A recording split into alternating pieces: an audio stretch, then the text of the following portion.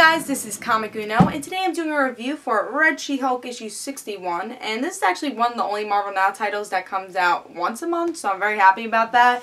We, get to save some of our money if you're picking up this title. But before I start talking about this issue, I just want to give you guys a little update. I have one review that I usually do on Comic Uno that I did on Dark Avenger Inc., which is New Avengers issue 1, and that's a Marvel Now title, so if you want to go check that out, in the description below there'll be a link for Dark Avenger Inc., so you could go check out that review.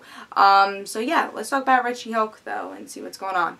Let's talk about the cover. Love this cover. I really like the art for this. The concept is really not that important because it's not really explaining anything. So I just like the art a lot. I like the hologram stuff, the whole coloring of it. So was I excited? I don't know, because I think Red She-Hulk is one of those Marvel Now titles that I definitely will keep picking up because I like the character but hasn't wowed me yet, and I feel like it's one of those titles that's always on the bottom of my pile, not being in risk of really dropping, but still not that great. So let's see if this issue is good though, and let's see if I enjoyed it. So in this issue we get to see Red She-Hulk as Ultra Red She-Hulk, I guess. She becomes pretty much like the Hulk. She's angry, she doesn't know exactly what she's doing, but she's killing all these, killing and hurting all these government people because they are going to become something bad, we find out in the future, because they get these powers from the government, but they're going to abuse them. So after this fight, Betty runs away. She needs to get some water because of all the stuff she did. And the alien robot, not alien, but the robot that the Avengers told this guy to look after Red She-Hulk and pretty much destroy Red She-Hulk, or at least capture Red She-Hulk, this robot finally understands by following Betty exactly what her motives are and trying to understand why she's doing all these things. And he says, I understand why you're doing this. You're not a bad person, but because all the things you did in the past was out of fear. You're not trying to hurt these people.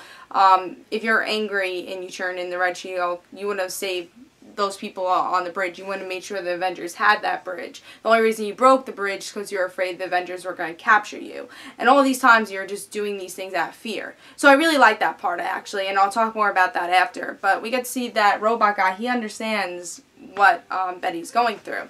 And Betty kind of opens up in this issue.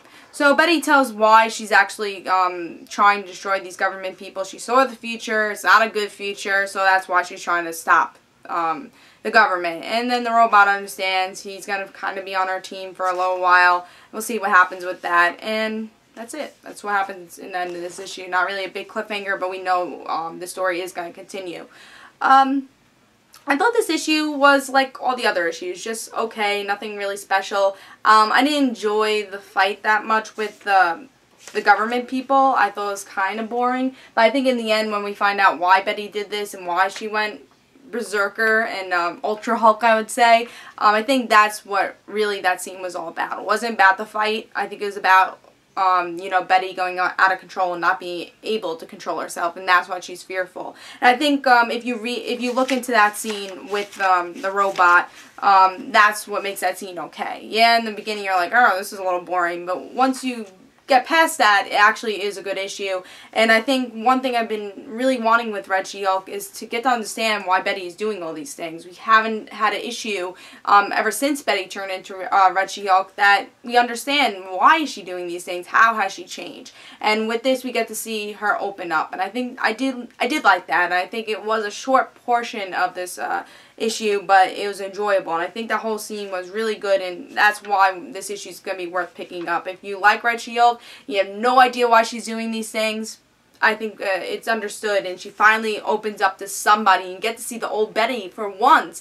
I've never seen the old Betty. Maybe in a glimpse you get to see the old Betty in past issues in either Hulk or Red Hulk or any issue she appears in. I think we get to see a glimpse sometimes, but you actually get to see a whole scene of a glimpse of the old Betty. So I really enjoyed that, and I think the main story's not as interesting, but I think the robot coming to meet Betty, and Betty, we're finally getting to learn a little bit about Betty and her not being selfish about this. She's trying to save the world. I think that's the story I'm a little bit more interested in with this story arc. I think the story arc in general about the world and the government thing, I'm not totally interested in.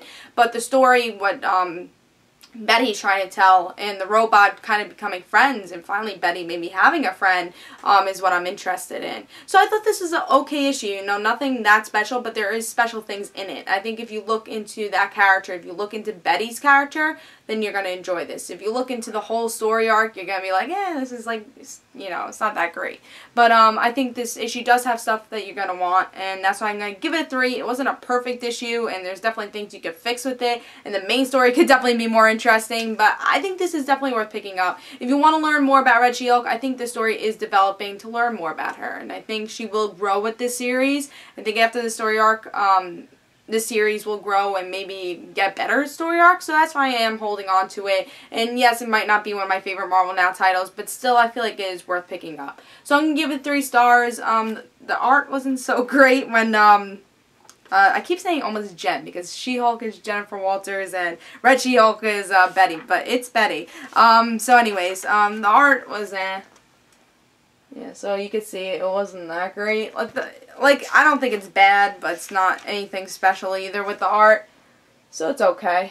Yeah, so the art's okay, but I'm gonna give this a 3. I still think you guys should pick it up. I thought it was an okay issue. So this is Comic Uno. Hope you guys enjoyed, and guys, don't forget to follow me on Twitter for Comic Uno and the Random Situations, and I'll see you guys later.